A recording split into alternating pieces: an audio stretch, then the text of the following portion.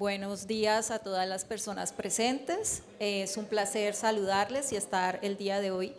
Vamos a comentar cuál va a ser la metodología del foro, es decir, cómo vamos a participar en él.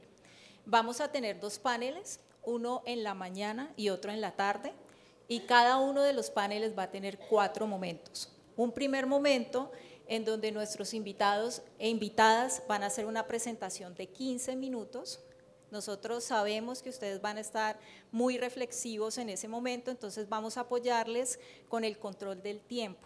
Entonces vamos a mostrarles unos cartelitos en donde ustedes van a saber cuánto tiempo les falta para finalizar su intervención, de manera tal de que puedan hacer el cierre de la misma y puedan finalizar la idea.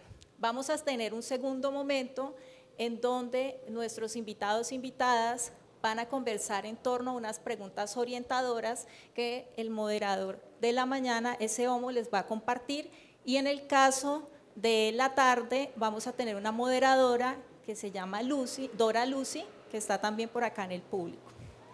Tenemos un tercer momento de participación del público a través de unas preguntas. En ese caso vamos a tener 2 compañeras, Joana y Andrea, quien les va a entregar a las personas unos papelitos. Las personas que quieran participar, quieran dejar su intervención o quieran hacer una pregunta, van a alzar la mano y las compañeras se van a acercar entregando el papel, ¿sí? Ya después de eso, las compañeras van a acercarse de nuevo a retirar los papeles, y en este tercer momento de participación se los van a entregar al moderador de la mañana y al moderador de la tarde para que haga la lectura de estas preguntas e intervenciones a los invitados y ellos puedan responder de acuerdo a lo que se les está preguntando. Y finalmente, un cuarto momento de cierre de conclusiones en donde vamos a poder sintetizar o recuperar aquellas ideas que son importantes y que se han quedado, digamos, a manera de reflexión del panel. Entonces, esta es pues la metodología que vamos a tener. De todas formas, en el segundo panel la vamos a recordar para que ustedes estén muy pendientes, y pues doy la palabra a mi compañero para que dé inicio al primer panel. Muchas gracias. Muchas gracias, Stephanie. Bueno, este primer bloque va a tener como tema la consulta previa. Entonces nos va a acompañar el doctor Álvaro Echeverry con una exposición que es el derecho fundamental de la consulta previa, reflexiones en torno a sus orígenes, importancia y desafíos desde el contexto colombiano. Yo me voy a permitir, para quienes no conocen al doctor Echeverry, que es el director de la Autoridad Nacional, hablar un poco de su hoja de vida. Él es abogado de la Universidad de Manizales de Colombia, de aquí de la tierrita, especializado en Derecho Administrativo en la Universidad de Caldas, y tiene una amplia experiencia en el ejercicio de funciones directivas en el sector público, desempeñándose en la Organización Electoral de Colombia como Director Nacional de Gestión Electoral, Director Nacional de Censo Electoral, Registrador Departamental Delegado del Estado Civil, Registrador Especial del Estado Civil, Magistrado Auxiliar del Consejo Superior de la Judicatura, Procurador Séptimo Delegado ante el Consejo de Estado, y actualmente ocupa este cargo en la Dirección Nacional de Consulta Previa como en un segundo tiempo, porque ya lo había ocupado en 2014. Autor de artículos e impulsor del libro Consulta Previa en Colombia, compilación jurisprudencial para la erradicación de cultivos de uso ilícito y de la traducción y divulgación en lengua guayunaiki de la sentencia T-302. Bienvenido, director. Yo no procuro aburrir el auditorio con temas académicos profundos, porque eso se lo dejamos a quienes efectivamente se dedican a la academia. Es importante transmitir en estos escenarios más bien la experiencia construida, adquirida a partir del tiempo, en todos los momentos que hemos tenido el privilegio y la bendición de compartir procesos de consulta previa a lo largo y ancho de la geografía nacional. 17.000 consultas previas le tienen que dejar a uno muchas reflexiones. Y lo que fundamentalmente buscamos en estos escenarios es reflexionar y desafiar a quienes hacemos parte del estamento público y a los beneficiarios directos del proceso de consulta previa, llámese lógicamente las comunidades étnicas como corresponden. Todos sabemos en este escenario que la consulta previa es un diálogo que se establece entre un ejecutor de un proyecto, de cualquier proyecto, telecomunicaciones, infraestructura, minería, infraestructura vial, medidas de carácter ambiental, proyecto de cualquier naturaleza, que tenga una afectación, ¿con quién? Con las comunidades étnicas, indígenas, negras, afrocolombianas, raizales y palenqueras. Segundo actor, las comunidades. Primer actor, el responsable o ejecutor de ese proyecto. Y el tercero, nosotros como Autoridad Nacional de Consulta Previa, que tenemos que promover, construir, motivar los diálogos respectivos y promover los acuerdos en el marco de esos diálogos sociales. Eso es la consulta previa. Esa es la importancia de la consulta previa. Por eso, cuando se incorpora la consulta previa a la legislación nacional, al ordenamiento jurídico nacional, a través de la Ley 21, que reconoce, acepta y ratifica el convenio 169 aludido por el señor alcalde, a partir de ese momento, lo que empezamos en Colombia es a recorrer una cultura muy compleja como es la del diálogo social con comunidades étnicas, que se llama consulta previa. ¿Y por qué compleja? Primero, porque tiene varios actores, inversionistas públicos o privados, nacionales o extranjeros,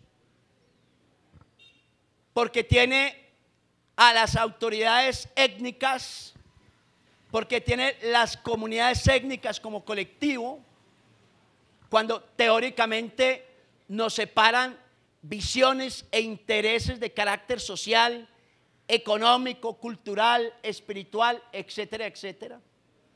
O sea, partimos de un criterio objetivo de que somos diferentes, de que somos distintos. Y un tercer actor como el gobierno nacional, que lógicamente es un actor complejo.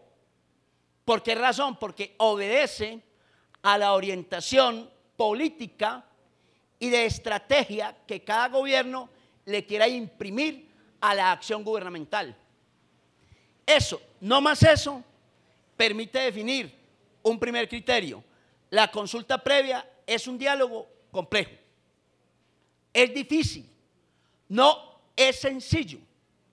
Y claro, si es complejo, genera lógicamente dificultades propias.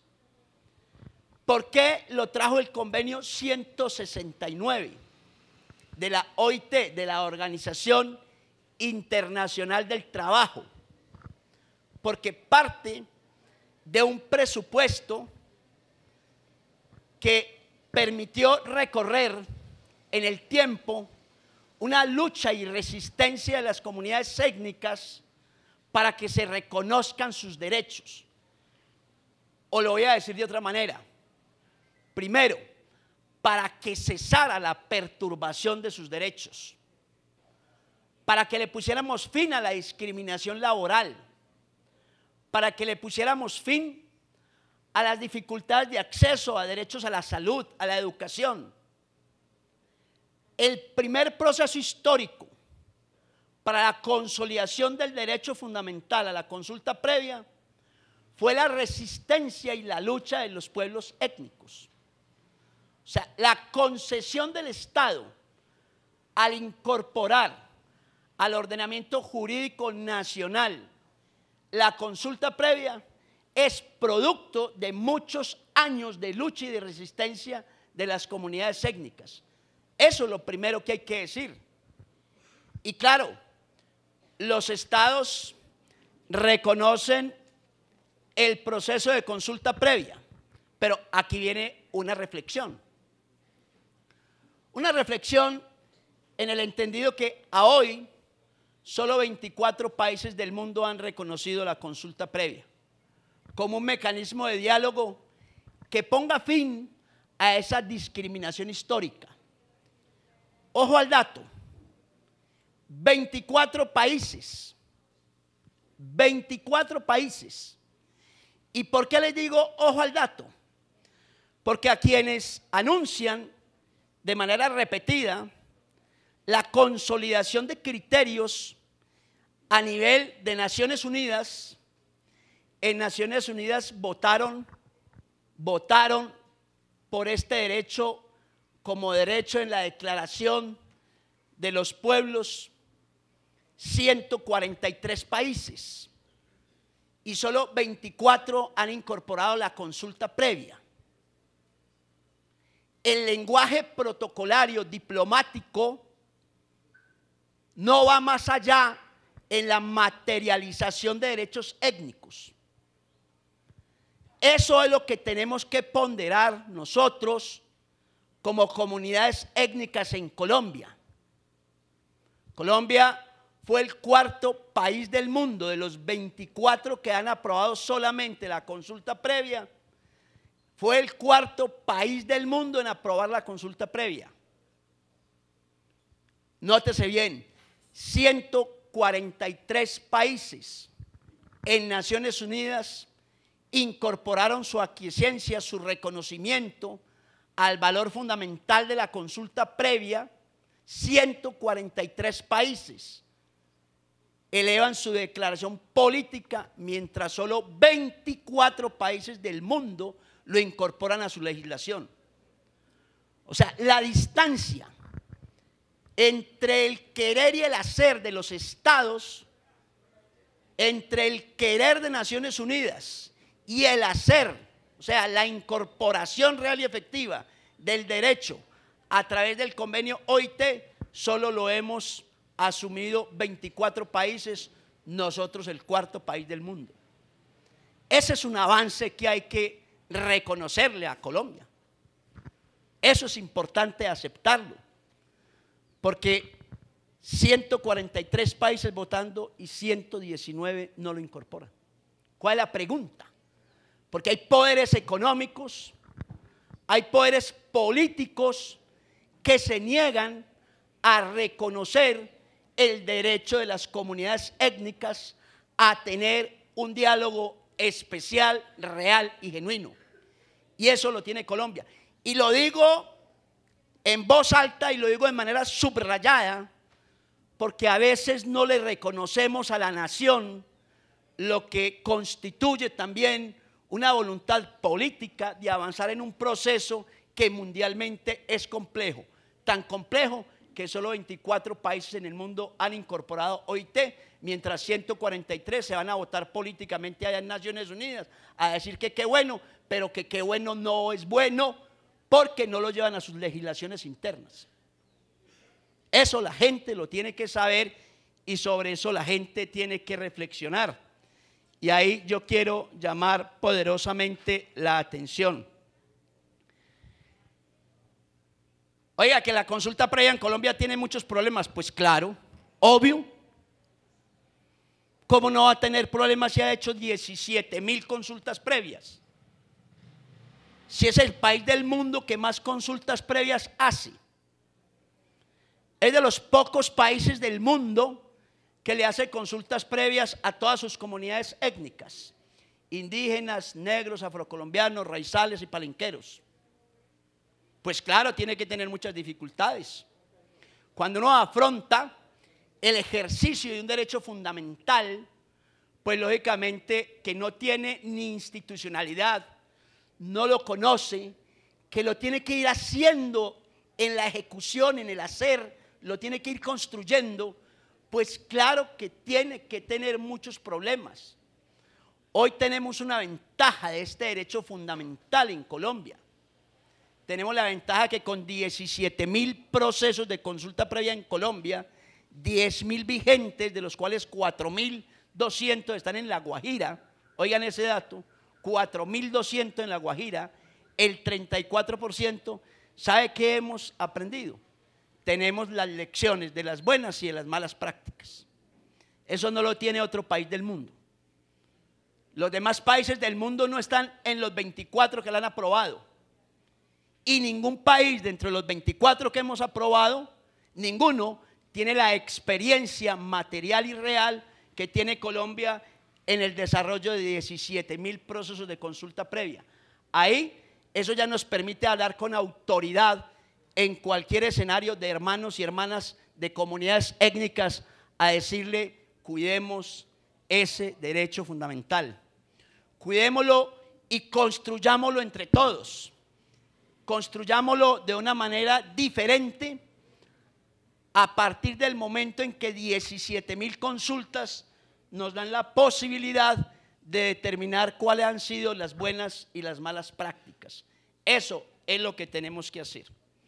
En Colombia se erige como derecho fundamental a partir de la ley de la sentencia 039 del 97. Bueno, pero ¿por qué derecho fundamental? Porque es un derecho prevalente, porque es un derecho de entidad superior, de tamaño o estatura superior, porque es un derecho que toca la dignidad humana, que tiene que ver con el constitucionalismo moderno, con el constitucionalismo social. Por eso, cuando un derecho se vuelve un derecho fundamental, es porque está relacionado con la persona, con su vida, con sus realizaciones, con sus aspiraciones. Por eso en el constitucionalismo colombiano y en otros del mundo se habla de vida digna, vivienda digna, trabajo digno. El apellido de un derecho fundamental es la dignidad del ser humano. Ese es el apellido de un derecho fundamental, la dignidad.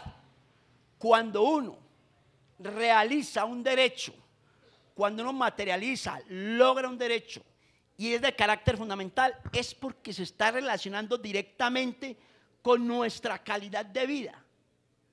Por eso ese catálogo amplio de derechos que tiene la Carta nuestra, la Constitución nuestra, cuando habla de vida digna, trabajo digno, derecho a acción de tutela, porque está relacionado con la dignidad, salud digna, todo que toca lógicamente un elemento duro de la vida del ser humano como es su propia dignidad.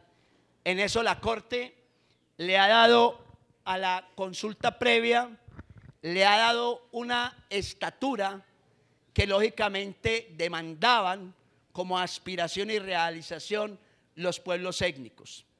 Eso va más allá, por eso les estoy hablando, señores, solo 24 países y aquí como derecho fundamental. Y aquí en Colombia, integrando a todas las comunidades étnicas. Eso tiene un valor distinto en el relacionamiento político con las comunidades. Y aparte de eso, la Corte Constitucional ha venido rodeando ese derecho fundamental de otros principios y de otros deberes que le han ido dando más fuerza y que nosotros lógicamente no podemos desconocer. El principio de progresividad es una línea que ha venido trazando la Corte Constitucional. Y ojo, porque este aspecto toca no solo las obligaciones de gobierno, los deberes de gobierno, sino que toca los deberes de las comunidades étnicas. Porque cuando dijimos al principio, es un derecho de naturaleza compleja, porque participan varios actores, teóricamente con diferencias. Eso implica que cada uno no solo tiene derechos, sino que tiene deberes que cumplir. Aquí lo importante de comprender es que la consulta previa no es una obligación unilateral de Estado. Es una obligación, es un deber y es un derecho que se construye de manera colectiva entre gobiernos étnicos, gobierno colombiano y entidades públicas o privadas interesadas en la inversión. Aquí todos tenemos responsabilidades. Y así lo ha trazado, por ejemplo, la Corte Constitucional cuando admite que este proceso se tiene que ir mejorando siempre, se tiene que ir construyendo, se tiene que ir revisando, se tiene que ir ajustando. ¿Entre quiénes? Entre los diferentes actores del proceso de la consulta previa. Por eso el principio de progresividad le da un elemento sustancial a ese derecho fundamental a la consulta previa. Se lo da el deber de diligencia que también trajo la Corte Constitucional. La Corte Constitucional entiende que las dificultades institucionales que tiene la consulta previa, no pocas veces para determinar la procedencia, si hay o no consulta previa, para la gestión de las consultas previas, pues también le ha dicho a los empresarios, señores, cuando ustedes adviertan que una actividad en territorio genera algún daño, ustedes mismos también están en el deber de informárselo a la Autoridad Nacional de Consulta Previa. Están en el deber de sentarse con las propias comunidades étnicas a hablar de ese escenario de posibles afectaciones. Esos son elementos o principios que han ido fortaleciendo y anchando el ejercicio del derecho fundamental a la consulta previa. La implementación del principio de precaución. Mi querido compañero, amigo de gobierno de la Policía Nacional, cuando hablamos en temas de erradicación de cultivos de uso ilícito, cuando toma la Corte la decisión de adoptar el principio de precaución, todo lo que genere científica o técnicamente una duda razonable sobre un hecho que pueda producir un daño, pues venga, analicémoslo en ese contexto a efecto de evitar el daño. O sea, no asumamos el riesgo cuando científica y técnicamente sea posible que se materialice un daño. Venga, hablemos de manera distinta para poder escuchar, para poner la escucha y poner el corazón y la mente para un diálogo genuino y construir entre todos qué es lo que efectivamente genera algunos daños en ese proceso. Ha habido acciones de mejoramiento en ese proceso de consulta previa o en ese derecho fundamental de la consulta previa. La Corte Constitucional, en algunos casos, con algunos fallos controvertidos, lógicamente, pero también expide un fallo importante como la SU 123 del 2018, una pieza importante. Esta tarde su constructor, su gran inspirador, tendrá aquí un espacio muy importante de participación. Pero qué bueno que la sentencia SU 123 nos define y nos clarifica en el derecho interno qué es consulta previa y qué es consentimiento previo, libre e informado. A veces lo manejamos como si fuera un sinónimo, como si la consulta previa y el consentimiento previo, libre e informado fueran un sinónimo, como si fueran lo mismo. No son lo mismo, ni en OIT, ni en Naciones Unidas, ni en la legislación interna, no son lo mismo. La Corte Constitucional, de una manera metodológica, pedagógica, estableció unos grados en el diálogo social y claramente lo señaló. Cuando hay afectaciones indirectas en el desarrollo de algún proyecto, obra o actividad, cuando hay afectaciones indirectas, entonces procede el principio de participación general, es decir, a través de convocatorias para comunidad étnica y no étnica, se desarrolla un proceso de participación general. Cuando haya afectación directa en la ejecución de un proyecto, obra o actividad, cuando hay ejecución directa en un proyecto, obra o actividad, desarrollamos lo que se llama consulta previa. Y cuando hay una afectación intensa, y la Corte dijo en qué casos hay afectación intensa, y es el desplazamiento, que el desarrollo de cualquier proyecto o actividad implique el desplazamiento de la comunidad, que implique el almacenamiento o vertimiento de sustancias tóxicas, el desarrollo de proyecto o actividad, o que sea de tal magnitud las afectaciones que comprometan la identidad cultural y la autodeterminación de los pueblos, su cohesión social, su cohesión económica. Esos son los eventos en los que procede el consentimiento previo, libre e informado. La Corte Constitucional hizo una muy buena descripción de ese escenario en el proceso de definición y alcances del consentimiento previo y informado, y la diferencia que existe con relación a la consulta previa. ¿Hacia dónde vamos? ¿Hacia dónde vamos en la consulta previa en Colombia? Si quieren, suspenden un minuto, mujer. Entre conferencista y conferencista, porfa, mi rey, lo hacemos, ¿vale? Si yo estuviera allá, estuviera entretenido, porque me encanta, ya me dio envidia, ya quiero terminar para irme también. Vale, ok. Muy bien, gracias por la comprensión. ¿Listo? Bueno, ¿hacia dónde vamos? Lo primero, esa misma sentencia, SU 123, exhortó al Estado colombiano a que ese organismo tenga una autonomía plena, administrativa, técnica y financiera. Hoy tenemos una autonomía relativa, no importa, eso a ustedes no les importa. Solo quiero decirles para qué sirve eso. Para darle un contenido técnico, jurídico desde el punto de vista constitucional, humano, a una entidad que tiene que proveerse todos los recursos para garantizar la adecuada determinación de los procesos de consulta previa, que esté ajena a intereses de carácter político o partidista. Eso esencialmente. A las entidades que demandan una estructuración de criterios técnicos, jurídicos, serios y responsables a la administración de estos asuntos que son complejos, la Corte Constitucional le llama la atención al gobierno a que tenga una autonomía plena, y con autonomía plena se pueda sentar en cualquier tipo de construcción de acuerdos con cualquier comunidad étnica en cualquier sitio de la geografía nacional. Eso es muy importante. Y quiero decir esto, este gobierno ha mejorado sustancialmente el presupuesto asignado a la Autoridad Nacional de Consulta Previa, porque este gobierno ha entendido que el diálogo social es el único método estratégico que nos conduce por caminos de construcción de la paz genuina a través del diálogo social de la consulta previa. Y eso tenemos que saberlo. 2.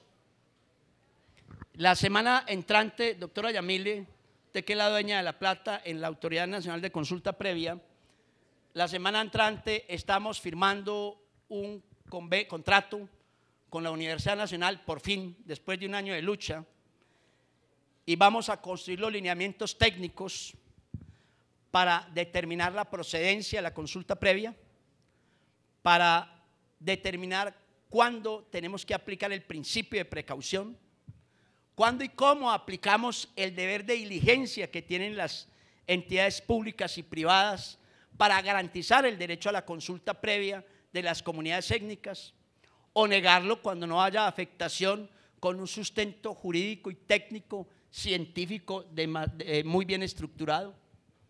Eso es importante que lo tengamos en cuenta para determinar cómo abordamos el escenario de un test de proporcionalidad.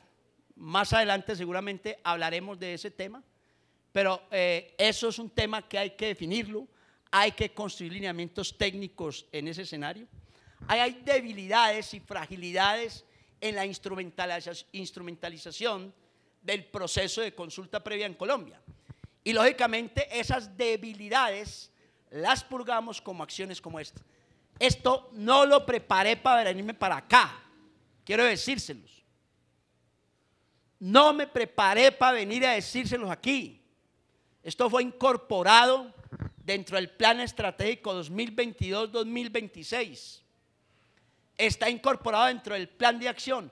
¿Por qué? Porque es imposible que el director de consulta previa no conozca cuáles son las debilidades y fragilidades del proceso de consulta previa en Colombia. Así de simple. Y como lo conocemos, no nos preparamos para venir a este foro a decírselo. No, les decimos, sabemos que la preocupación de las comunidades étnicas y de los empresarios públicos y privados, nacionales y extranjeros en Colombia, constituye una falta o carencia de elementos técnicos, científicos y jurídicos sólidos para los temas de consulta previa. Ahí estamos admitiendo, aceptando como corresponde, que hay temas que debemos afrontar para mejorar el procedimiento. Y lo otro que garantiza es que estamos trabajando las habilidades, lo que llaman los académicos y los expertos en gestión humana, las habilidades blandas en los funcionarios y en los contratistas, en todo el equipo humano de consulta previa. ¿Por qué? Sentarse a dialogar con comunidades étnicas impone tener criterios muy claros. Por ejemplo, a los empresarios hoy en Colombia deben entender que cuando se sientan con comunidades étnicas en el marco del diálogo de la consulta previa, no es un diálogo para informar, no es un diálogo para socializar un proyecto. 2, que su gestión en territorio y en el entendimiento con las comunidades étnicas no se limita a un concepto de solidaridad.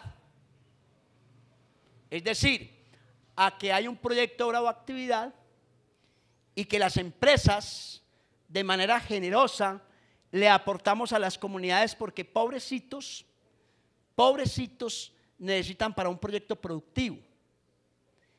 Construir, empresarios, construir un diálogo real y genuino en el marco de la consulta previa es construir a partir de la inclusión, es a partir del entendimiento que somos dueños del territorio, a partir del entendimiento que debemos disfrutar del valor agregado, de la utilidad agregada a los beneficios que se obtienen del desarrollo de cualquier proyecto, obra o actividad.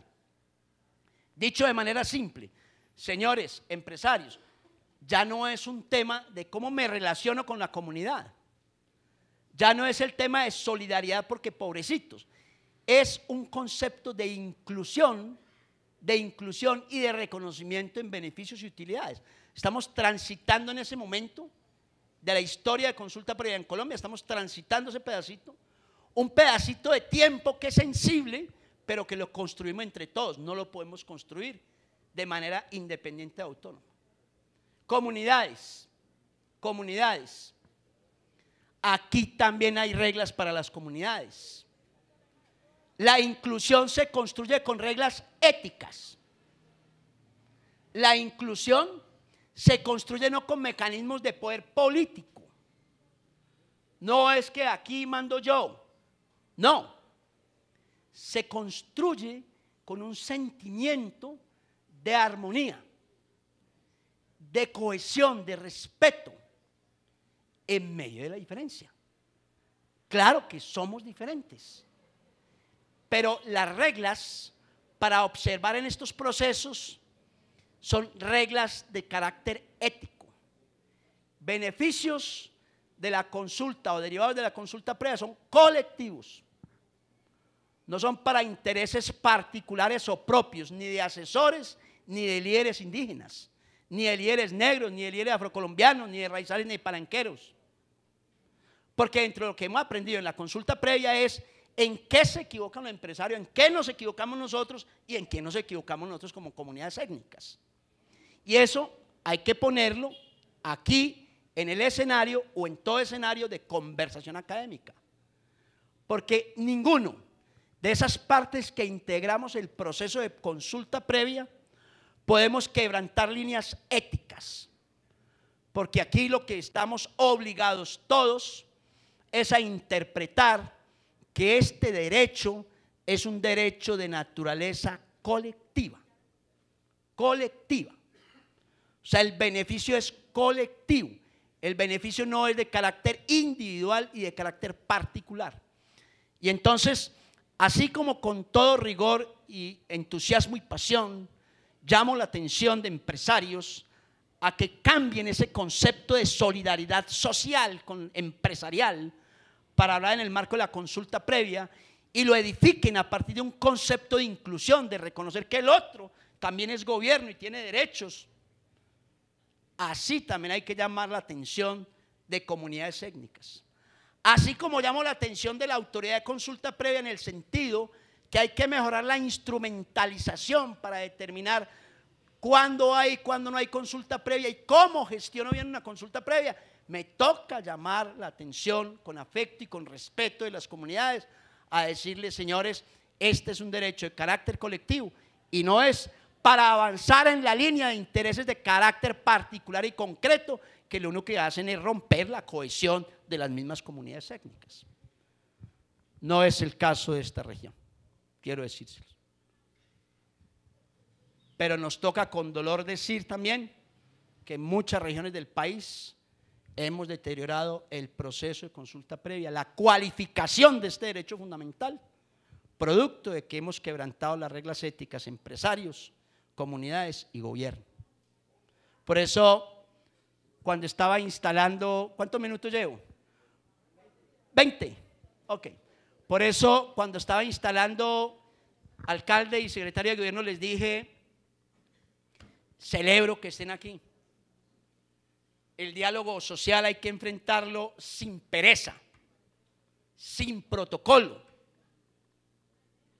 Es de interiorizar el concepto que la única forma de construir un país de estos con inclusión, vencer la pobreza, la indiferencia, la exclusión, es a través del trabajo articulado, es a través del trabajo coordinado.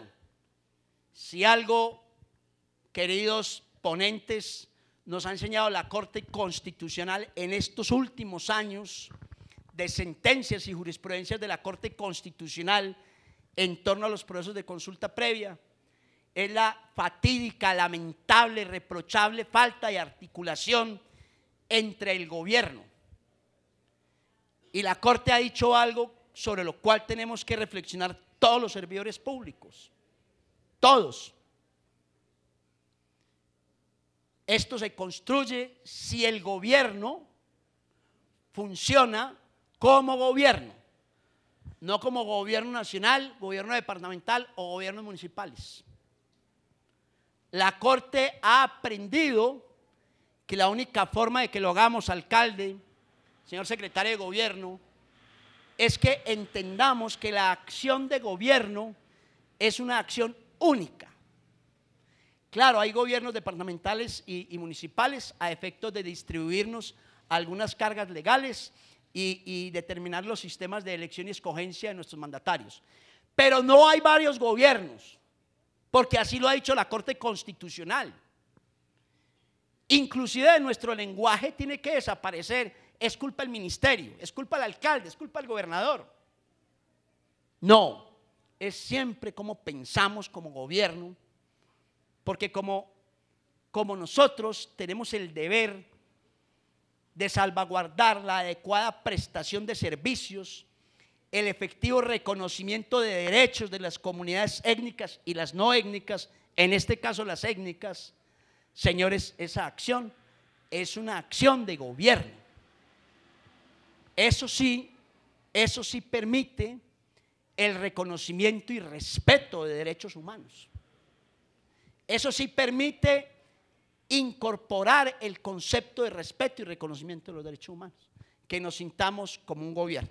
Cada que tenemos cualquier crisis, cada que tenemos que planear una política pública, cada que tenemos que evaluar la política pública, corregir la política pública, tenemos que pensar como un solo gobierno, como efectivamente nos lo ha enseñado la Corte Constitucional. Yo quiero decirles que me gusta sobre todo venir a reflexionar a estos escenarios. No tiene sentido que el país siga 200 años de indiferencia con las comunidades. Eso nos condujo en estos espirales de guerra que tenemos hoy en Colombia. Hoy no tenemos un escenario diferente no a buscar cómo nos relacionamos con ustedes, sino cómo convivimos todos. Ya los esfuerzos no es ni siquiera por cómo nos relacionamos, sino cómo convivimos todos.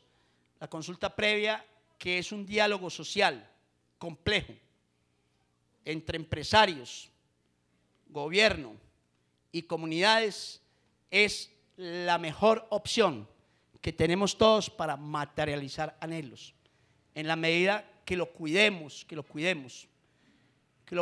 como una gran conquista, y no que superemos las debilidades que hemos tenido, y que fortalezcamos la comunicación, que abramos la mente y los oídos a la escucha, pero que le pongamos la sensibilidad en nuestro corazón a lo que nos toca hacer a lo largo y ancho de Colombia.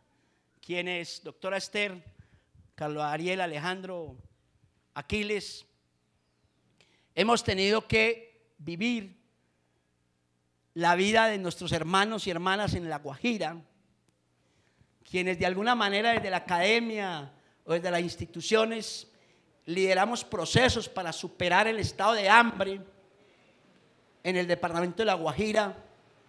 Sabemos que necesitamos cambiar una actitud en la forma como efectivamente estamos conviviendo. No nos estamos entendiendo